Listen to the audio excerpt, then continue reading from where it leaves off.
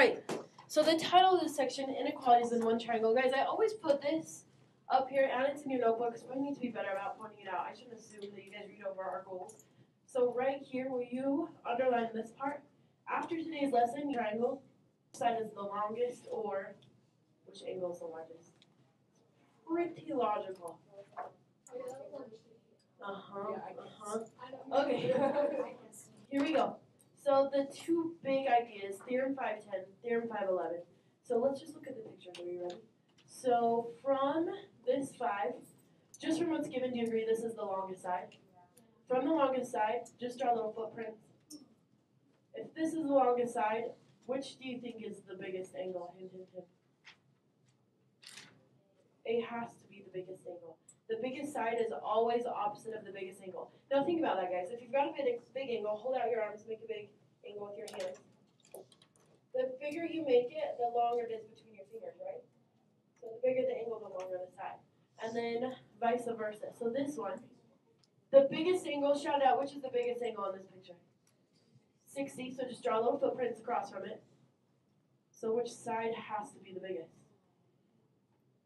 Yep, has to be the biggest. Now, if you can't remember what inequality means, that vocab word, this, your crocodile signs, it's saying measure of angle A has to be bigger than angle C because the side is bigger. Same with this one. EF has to be bigger than DF because this angle is bigger. Question now?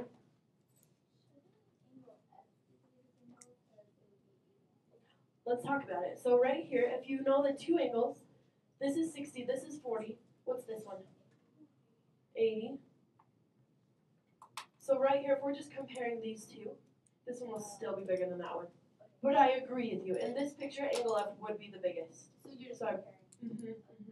But if it asks for literally the biggest, yes, say angle F is the biggest, DE is the biggest.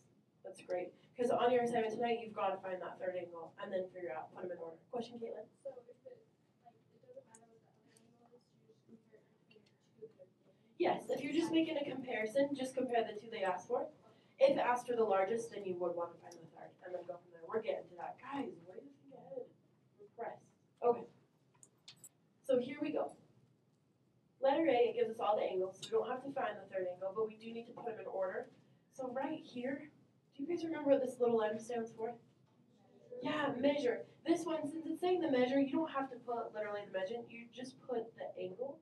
So which one is the smallest in this picture? I agree. 35 is the smallest, so let's put it as Z. So measure of angle Z is the smallest. Which one is in the middle? 40. X, so let's put measure of angle X comes next.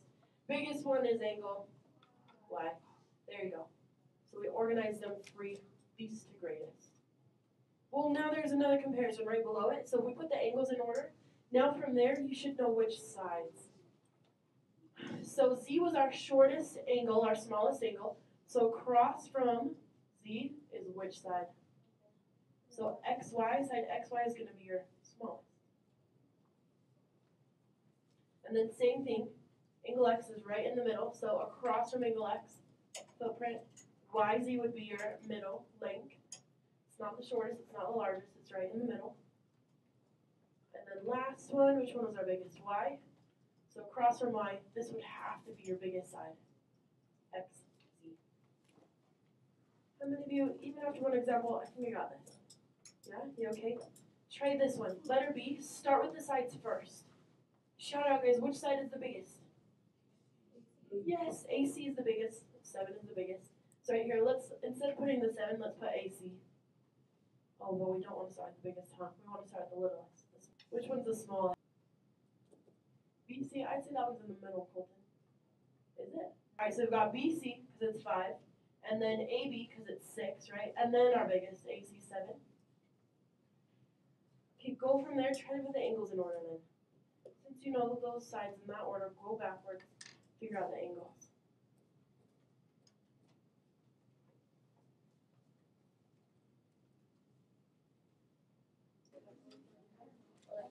Okay, way to pair, good job. You guys tell me which is the shortest angle, nice and loud. Perfect. And then what? And then what? Perfect, perfect. Okay. Question, Desi.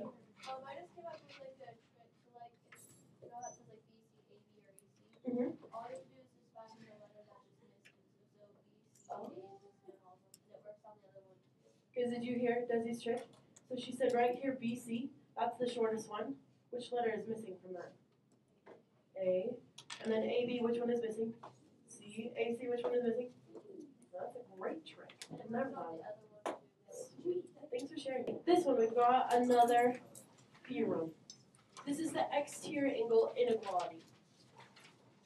So exterior angle, in this picture, one is the exterior. Exterior means outside.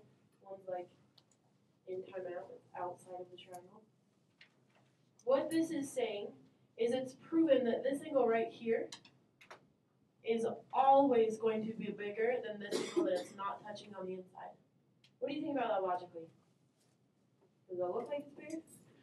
In this example, it does. Do you think it works for everyone? Look at our little theorem. Does it say anything about a Q of two right triangles? It just says of a triangle. It works. It's crazy. Okay, but not only is it bigger than that one, it's this one every single time. As long as it's your exterior angle, as long as it's on the outside. Right here, the adjacent part of it, Jin, it's saying as long as it's not touching it, not adjacent. So this one is off limits because it's touching it. Adjacent is right next to each other. It's a great question. Great comment. Okay, skip that middle part of your notes. Jump to the bottom part. Okay, you're going to put these ones in. I'll get you started. On this one, start with the angles. Do measure of angle something is less than measure of angle something is less than measure of angle something. Oh my goodness, too many of those same symbols. And then put your sides in order. This side, smallest, middle, big. Okay, go for it, go for it. Try to put them in order. Good luck. Okay, nice and loud, guys. Which angle is the smallest? S. And then what? U. And then what? T. Oh, okay. How many of you agree with me there's so many of these symbols going on? Don't get confused. So this one is an angle. This one is an inequality. Yuck. Okay, here we go. If S is the smallest, what side is the smallest? Perfect. Then what? Nice job. And then what? S-U-U-S. How many of you got that? All 6 things? Whew, good job. Okay, what about this one? Tell me the sides first. Which side is the smallest? IJ? And then what? And then what? HJ. Okay, so now you put the sides in order. That should tell you which angle. So which one is the smallest angle? Hey, it worked with Desi's trick, right? So this one, I'm going to say J without looking. Is that right? And then last one, I? How many got all 6 of those? How many of you on the worksheet? I'll be fine on those type of questions. Will you be fine? Just pay attention to the directions because you don't always have to do all 6. So it might just say list all the sides in order or list all the angles in order. Just pay attention. Question, Caitlin.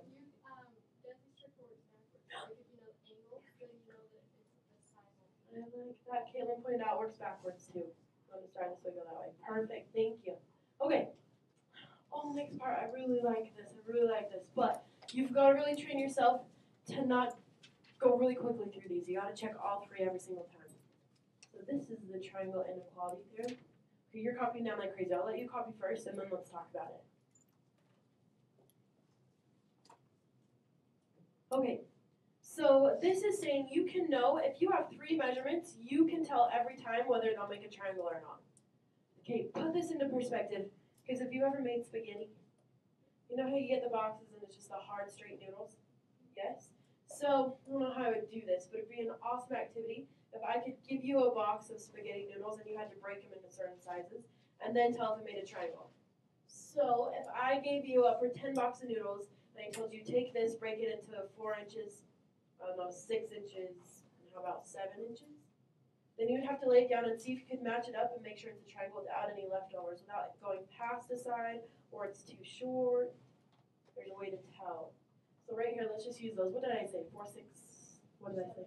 7? All right, let's pretend that this is 4, this is 6. I said 7? Okay. So, can it make a triangle, or does it come too short, or is it too long? They pass each other. Here's how you tell. Every single pair has to be bigger than the 3rd side. So right here, put these 2 together. Guys, what's 6 plus 4? Is that bigger than 7? Okay, so that one passed. But then you gotta check the other two combinations. So check like 4 and 7. Is 4 and 7 bigger than 6? Alright, so that works. And then last one I'm missing, 7 and 6. 7 and 6, is that bigger than 4? It has to pass every single test. If it passes all three, what do you think? Could we have made a spaghetti triangle? Yes. If it passes every test, this would have worked, this combination. You could have made it. Without leftovers, without like a piece of the spaghetti sticking too far out. Now I have a question for you. What if we got something that was perfectly equal? What if you got 4, not in this triangle, but what if when you checked it you got like this? Guys, is that true or false? It's false. 4 is not bigger than itself. So if you got something in that when you're checking it, would you say yes, a triangle, or no, not a triangle? No, it wouldn't work. You couldn't do it. You literally couldn't make that triangle. All right, so let's go to, I think this is at the bottom of your notes. Yeah. Okay, so these, again, don't shortcut it. Make sure you check all three. So right here, 13, 25, 14. Before anything, how many of you vote yes, a triangle? Okay, how many vote no, probably not a triangle? All right, mostly yeses. Let's see. We can be real fast about this. So check it. 13 plus 25, guys, is that bigger than 14? Yes. Heck yes. Okay. What about 25 plus 14? Is that bigger than the other side, 13? Definitely. What am I missing? 13 and 14? Okay, be careful. What is 13 plus 14? 27. Is that bigger than the third side, 25? Yes. So is this a triangle? Yes. Yes. So this is possible. We could make a triangle out of these measurements. Okay, try number 4. Alright, so you guys notice there's a red flag. I just want the red flag version. What's the red flag version? There's a problem in this. Maddie, what did you notice? Uh-oh. 8 plus 9, is that bigger than 17? Technically, could we stop there? Do we need to check the other two combinations? No, stop there. This is not possible for a triangle. Nope. How many of you, just 2 examples, you okay with those ones? Okay, one more. What's low on the board? So 2 sides, one is 8 and one is 11. Then it's saying what are the 2 possible lengths for the other sides? So if we're sketching this, if I did 8 like that and then 11 like that maybe. This side, big or little? Okay. Then what if I like stretch it out and I made 8 like this and then 11 like this? So here's my 8, here's my 11. This one, big or little? Big. This one compared to this one, which one is bigger, left or right? Right is definitely the biggest, but you need to know the limit. Because you couldn't go like forever. It's got to stop somewhere. And this one, it has to be like bigger than 0, right? Otherwise, it wouldn't be a triangle. There's a way to figure it out, and it's pretty dang easy. So just pay attention. Are you ready? To find out the shortest possible length, all you do is you take your 2 that you know, and you subtract them. So what's 11 minus 8? 3. So that's the shortest possible. But wouldn't 8 plus 3 equal 11, which wouldn't make it a triangle? We'll get to it. Yes, don't let me forget about that. Colton said, but 8 plus 3 is 11, so that wouldn't be a possible triangle. So shortest limit is 3. Keep that in mind. We'll come to it. So how do you think you find the longest possible? Kind of. Add them together. So what is 11 plus 8? All right, longest. But like Colton said, it can't equal 3, and it can't equal 19, but could it be like 3.1? And then could it be like 18.9? So it has to be barely above 3, but barely below 19. Okay. Now I confused my morning class with a variable, because this is not the multiply sign, it's a variable. So let me define my variable. I'm going to use x as the missing side.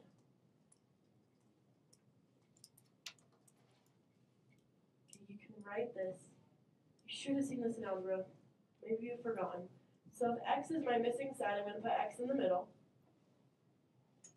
X has to be bigger than something, but it has to be smaller than something.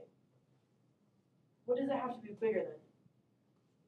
It has to be bigger than 3, but it has to be smaller than 19. Remember, x is that missing side. There you go. That's your final answer. Okay, if I snuck in this, do you remember what that line means? Do we want that on there? No, because it can't equal 3. So So just keep it. Oh yeah, I think I got that one.